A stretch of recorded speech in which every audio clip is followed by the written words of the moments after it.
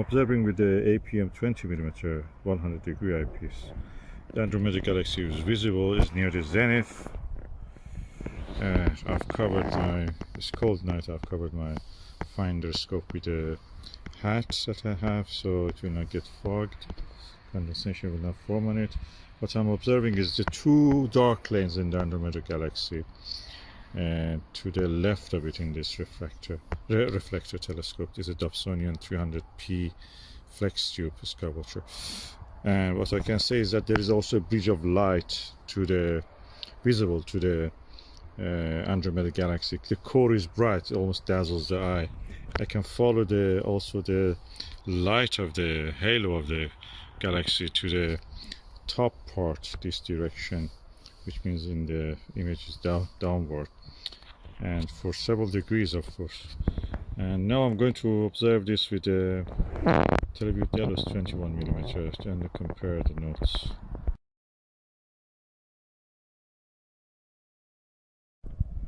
Okay, I'm now using the Televue Ethos 21mm. I mentioned Delos probably, but that was wrong. It's Ethos. And my first impression is that first thing is that it's parafocal with the APM 20mm.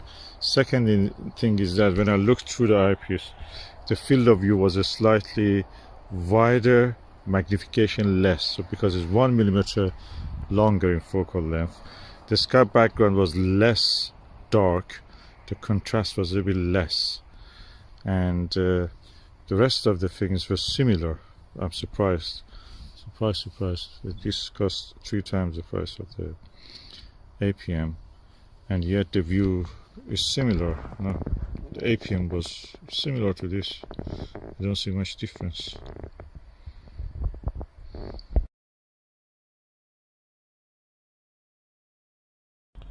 I can see same details, 2 dark lanes which mark the spiral arms of the galaxy. The brightness of the core of the galaxy is same, slightly less. In the APM it was almost dazzling. The core of the Andromeda galaxy was very bright, dazzling. This one is slightly less dazzling. And I can see the same 2 lines, 2 dark lanes, and the halo from the M110 to the M31 was a little bit less visible. Is there, but you have to look for it. What is impressive is that it starts from the corner to the end all are sharp and clear. In the APM, in the center, I can say around 60% of the center, 65% of the view is clear around the stars. The rest of it, when you get near the corner, gets a little bit elongated. So I think that's probably a little bit coma mixed up with the astigmatism. But this one is corrected, well corrected for that. I'm going to observe more and just report on the rest of the results.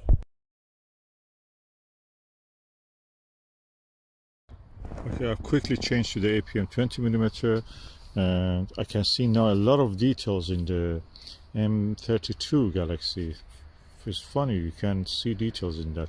Brighter core, some lanes I can see, and the halo around the M32. What is interesting is that I must correct myself about the kind of aberration I see. 65% of the field of view is in focus, and the corner slightly starts when they're near the corner. They don't have the coma or astigmatism. They're a little bit out of focus. So what I should call it? I don't know, field curvature probably. It's a little bit, slightly, not much, out of focus. The view in this one I prefer, although the view in this one is more immersive than the Ethos 21, although it is 3 times cheaper. Let me just go remove the eye guard from the Ethos, which I added, and actually practically that made it a little bit less field of view on that. So I'll remove the eye guard and then come and see it with this one. Okay, now I have removed the eye guard and put the rubber eye cup back. The view is more immersive as much as the APM 20mm.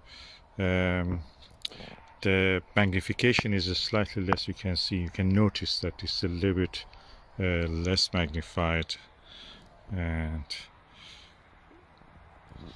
the contrast, that means, also is a little bit less. Now I can say that the same effect as I see on that, of course less in this one. The stars are a little bit tighter, but from up to 70% of the field of view sharp. Then when you reach 70, up to the edge is a little bit less. Then near the edge, 5% near the edge, it just image gets mushy. The stars get a little bit, out of focus.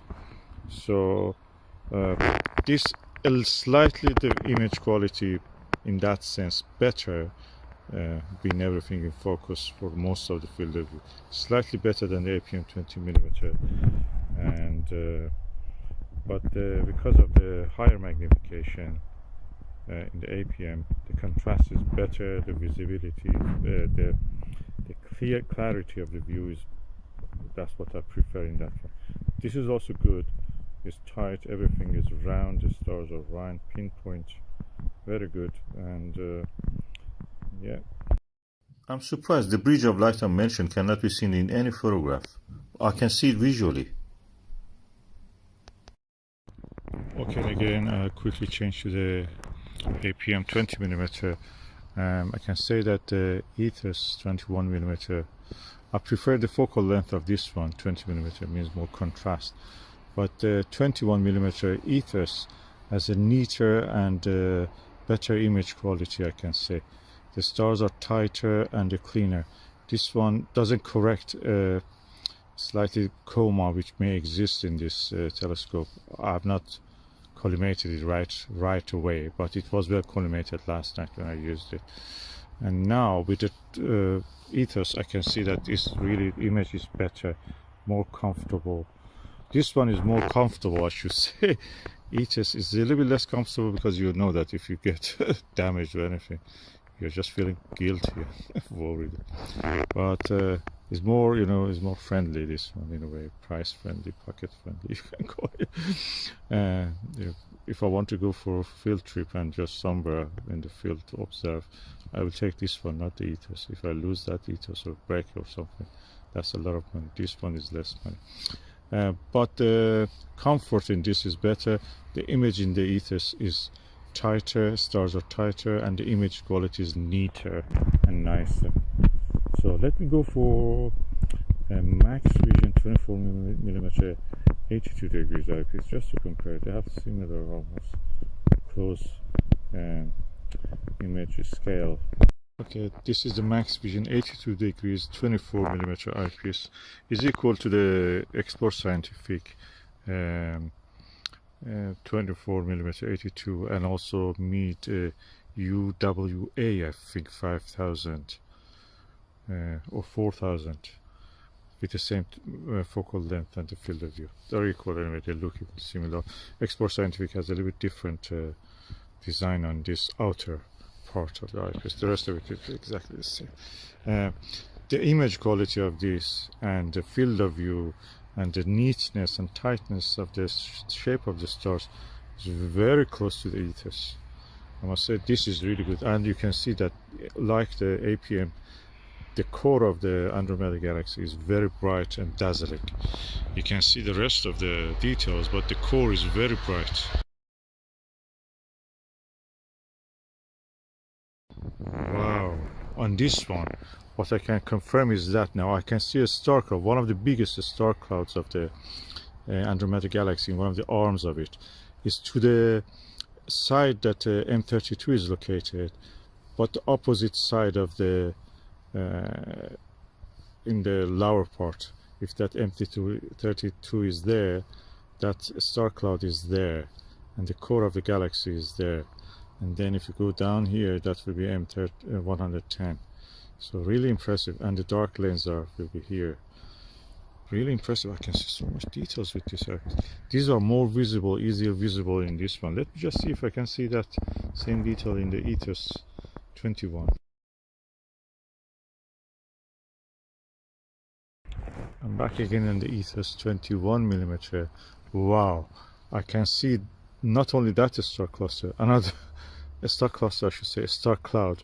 Another star cloud also I can see, and I can see some spiral pattern in this side, not this side, that are two dark lanes. On this side also I can see some dark, very finer dark lanes which define the star clouds and the halo, kind of a spiral shape.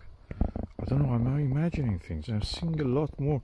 I know that those halo which connects the M31 to the M110 is actually very difficult to even visible in the 17 hours of integrated photograph exposure time, but visually I can see that. That's easy.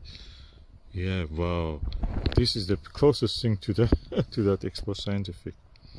Let me use the Nagler Take 5 31mm, just see how it is.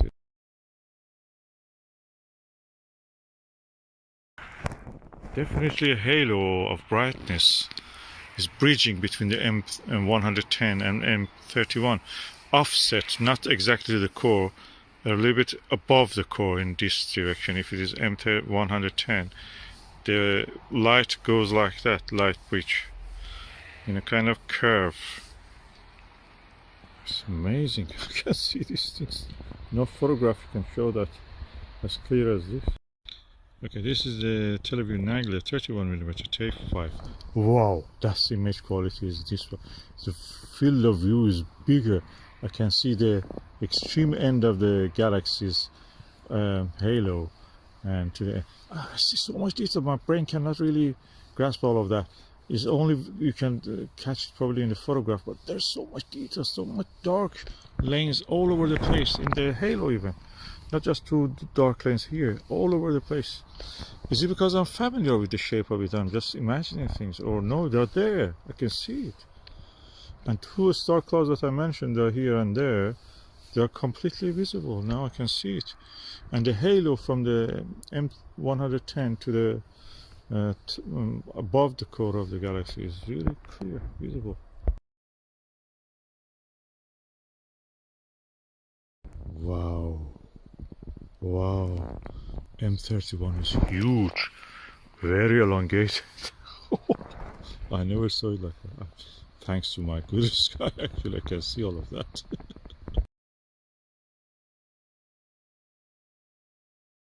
Okay, now I have put the 40mm 68 degrees field of view Maxvision, which is equal to the Expo Scientific, and the meat of the similar specification. The image quality, the neatness and tightness of the stars is very similar to Ethos and Nagler, and but because the field of view is so huge, magnification is so low, the sky background actually increases the brightness of the sky, and you lose some detail in that. The contrast is less. Of course, you see the same details if you look for them because you know they are there, but they're not as easy as Nagler 31, which was amazing. And when you go down to the 24mm Explore Scientific, again 82 degrees, amazing, beautiful. And yeah, in the Ethos, yeah, good, but I don't think that is as good as the Nagler in my view. Yeah, I will just put it now, just to come back to it, just to see how I feel.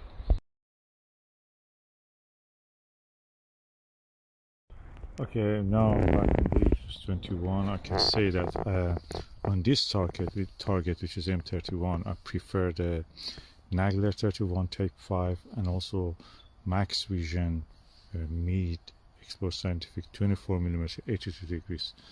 They're more, they have less magnification than this. I cannot get the whole galaxy or the parts that are visible there. They're there. You have to just move the telescope to see them.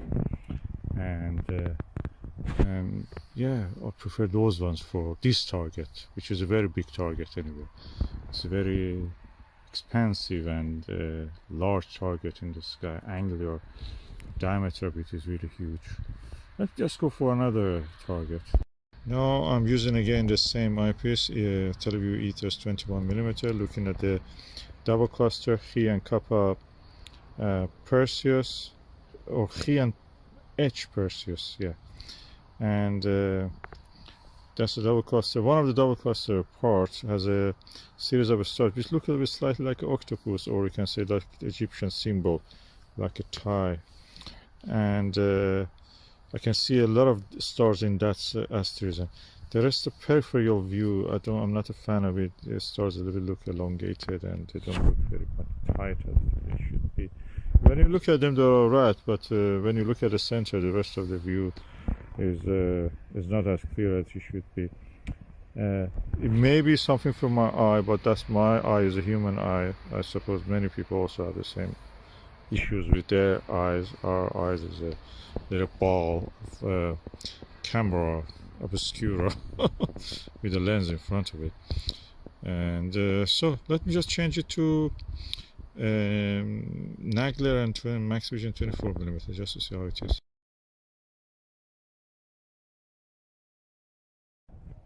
Okay, this is the Maxvision 2482 degrees equal to Explore Scientific and Meet eyepieces of the same focal length and field of view. The same problem with the peripheral elongation of this. So this is a very challenging target, this double cluster. But I can say that the numbers of the stars and the tightness and the focus of them in the Ethos was better than this. I'm going now to change it to the Nagler 31. Wow, none of the problems that I mentioned with the Ethos and the Ethos 21 and the Maxvision 2482 doesn't exist in this. Peripheral vision is as clear as the center, and the same tightness and neatness and numbers of the star as the Ethos 21. So this is thumbs up for this Televue Nagler 31. Is a good eyepiece.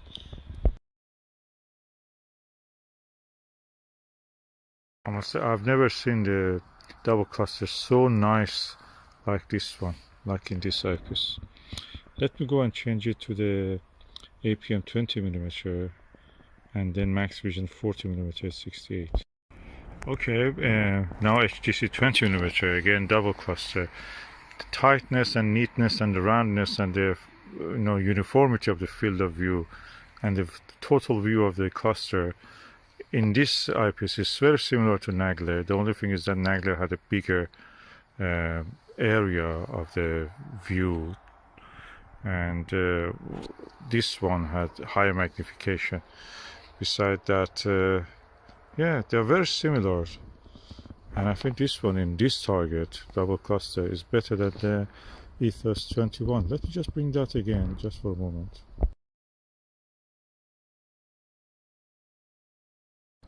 Okay, I'm now in the Ethos 21mm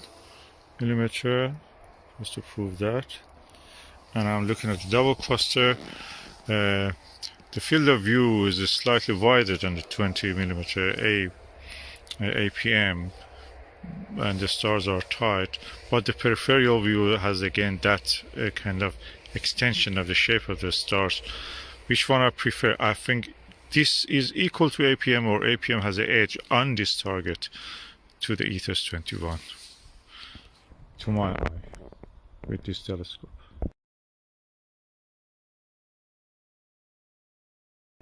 Okay, now I'm looking with the Maxvision 24mm 68 degrees equal to the mid of the same and Explore Scientific of the same specification.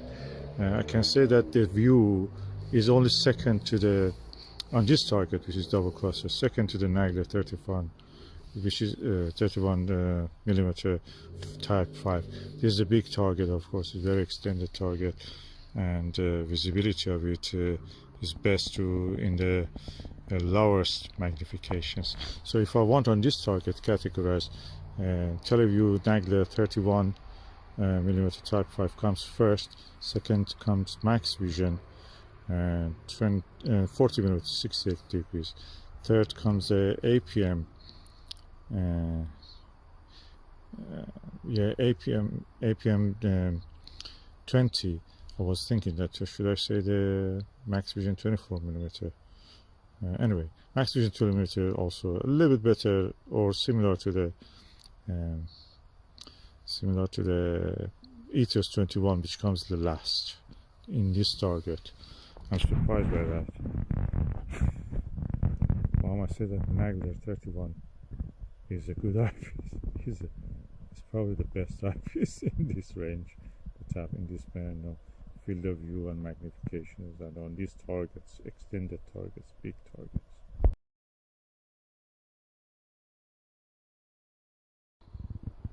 Back to Nagler 31 on the double cluster. I must say that, yeah, for color rendition and loyalty to the color, this telescope, this eyepiece is really good because it shows me several red stars. Actually, I couldn't recognize any color in the other ones other than white or blue, probably white mostly. And in this one I can see some redness in some of the stars in this cluster, so that's really good. This is one of the best eyepieces. Let me go on the plates. Again, Nagler 31mm, and I can see that the plate is very good. Not as good as the times I used the normal achromat refractor, and but it's good. It's good. I can see a lot of mobility around the stars also in this cluster. Okay, Ethos 21 on the plates. You can see the image quality on this one very similar to Nagler 31. Probably the stars are a bit tighter and better and closer to the being round, but the field of view for the cluster, which is really huge, is smaller, so you don't see the whole cluster, whereby with the 31 Nagler you could easily see. So in this one, this Ethos is better.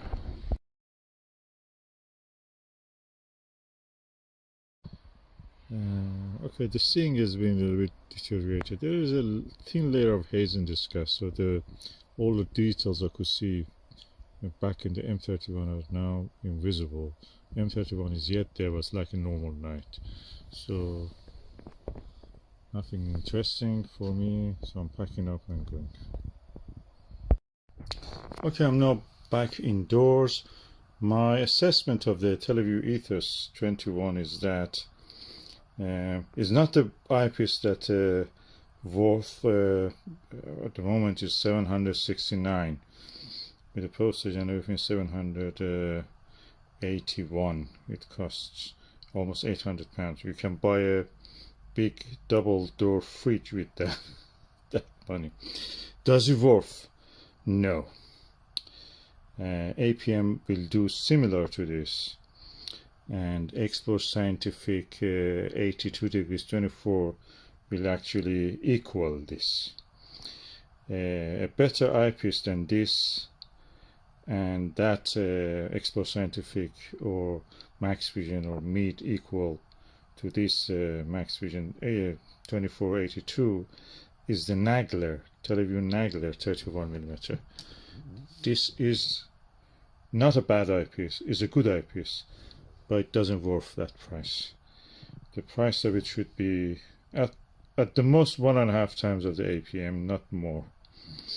And it's quite heavy compared to that one. Definitely doesn't worth that much. Am I going to sell it? No. Spent the night in very good conditions. The sky condition was really good. With these 5 eyepieces under Skywatcher, Skyliner, Flextube 300p reflecting Dobsonian telescope. And I found that on those 3 targets that I observed, Pleiades, Andromeda galaxy, and a double cluster in Perseus, Televue Nagler Tape 5 was the best. Closely matching that was the Maxvision 68 degree 40mm eyepiece, which is equal to Meet and Explore Scientific of the same specification. And then probably I should put this after that Nagler, so I put them close to here. This was really good also, surprisingly. 24mm Maxvision 82 degrees eyepiece, equal to Meet and Explore Scientific of the same specification, and probably look in the same look with the Meet. Then comes to the 100 degree eyepieces. I don't have any difficulty in seeing the field of view with the 100-degree eyepieces. I'm using them all the time. I have the lower magnification. I have the Skywatcher Myriad version. I have the APM, and I have the Ethos. Now Ethos 21 here was used. So my judgment was that Ethos 21mm is not the best eyepiece that it is advertised to be. In my experience and in the targets that I saw and the exceptional night I spent with them, it was very closely matched by APM HDC 20mm eyepiece. And if I was me and I was going to spend again the same money, I would go for the APM. That gives me the better view, more comfortable, and it was cheaper also. If I could find a Myriad, Skywatcher Myriad 20mm one, I would definitely grab that instead of this one, but it's not available. You can buy it from AliExpress in China. That one, because you can actually rest your eye on it, is like this Maxvision ones. You can actually rest your eye on it and gives a reference point for you.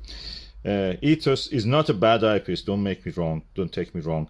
It's not a bad eyepiece, but it's not much different to what you can get with the APM or Myriad. And the performance on this ones and the comfort of viewing and everything was better in this series of eyepieces. So that comes to me the last. Probably Ethos, because of the cost factor, comes the last also. So if you want to, based on your judgment for purchasing this, I must say that the best one is the Nagler. Then there is Maxvision one, and Equal Scientific, and Mead one. 68 degree and 82 degrees are really good.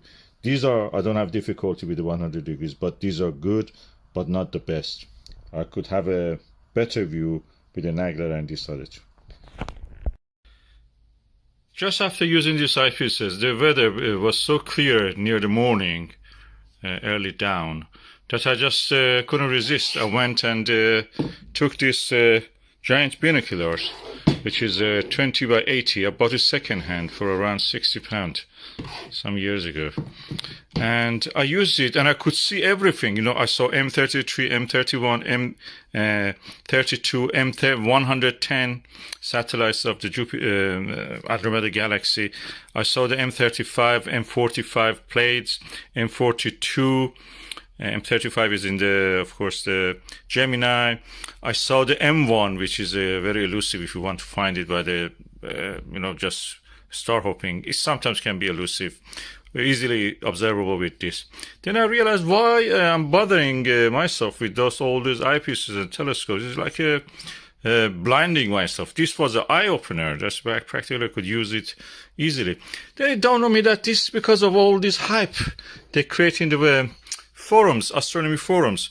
And it dawned on me, I used these astronomy forums for a few months. Then it gradually dawned on me, these people are there for a reason. And that reason is to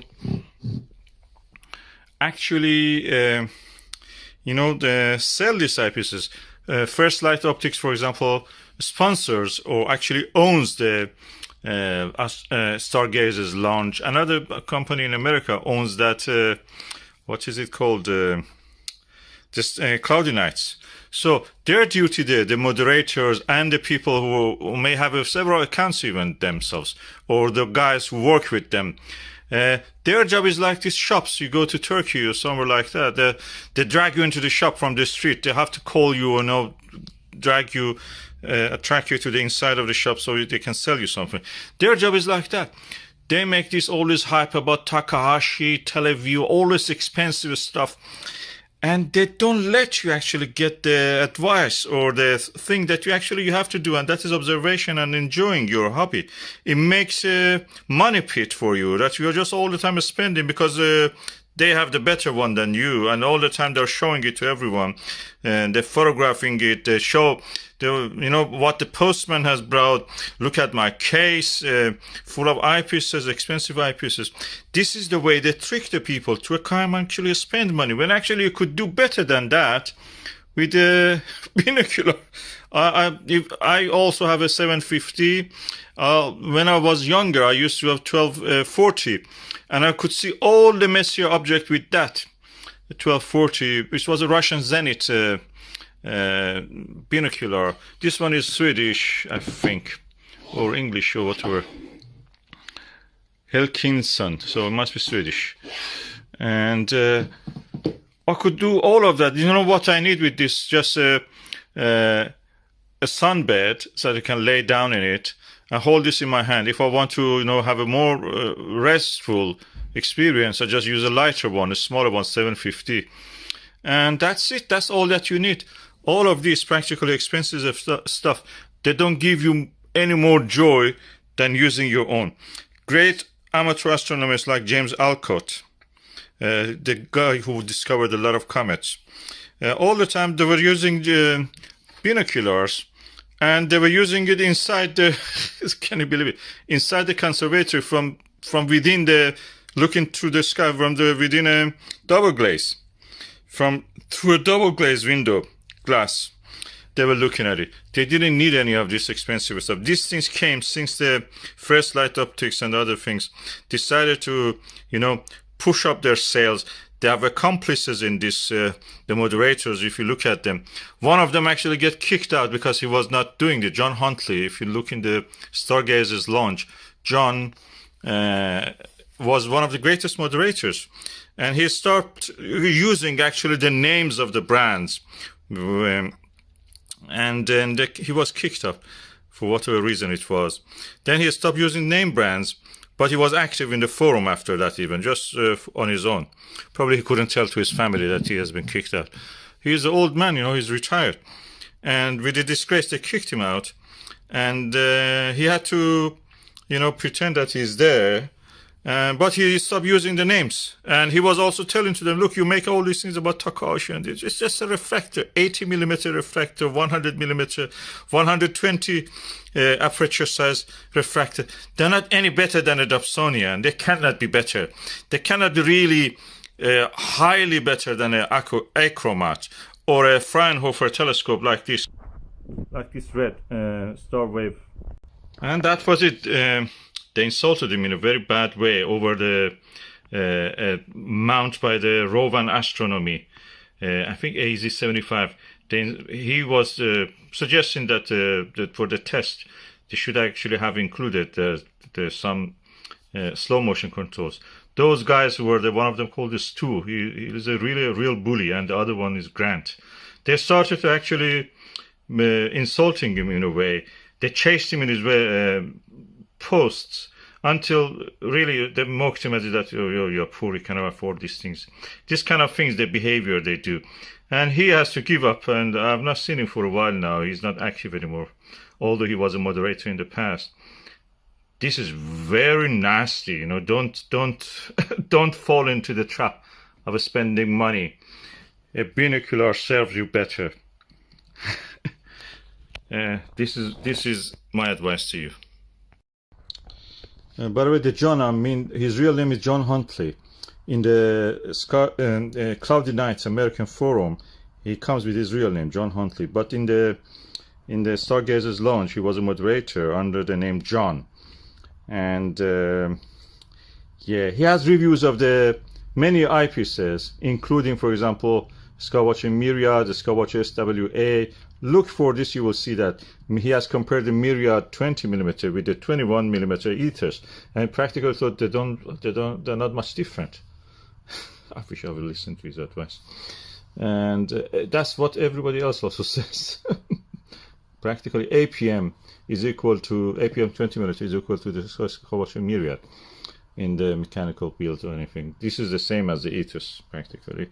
Just Ethos wants to be, you know, snobbish. They make it 21 to standing out, like 30. Everybody makes 30mm now, 82 degree eyepieces. Al Nagler decided to make it 31. So standing out. These are all marketing tricks. John, yeah, he's not there anymore as far as I know. Yeah, get one of these and you will not need all those eyepieces, because the eyepiece is just one part of the thing. And in here you have this eyepiece, and this gives you gave me actually the biggest field of view I could see. M33 was shining, dazzling. With the telescope, even with the Nagler, it's just nothing more than a little bit fuzz. But with this, you could actually see it. And M31, M32, and M110, all these that area was full of this, the deep sky objects. Unless you want to do some, planetary thing that you just can do it with any iChromat. You can do it even cheaper with the Dobsonian. Second, 5 seconds.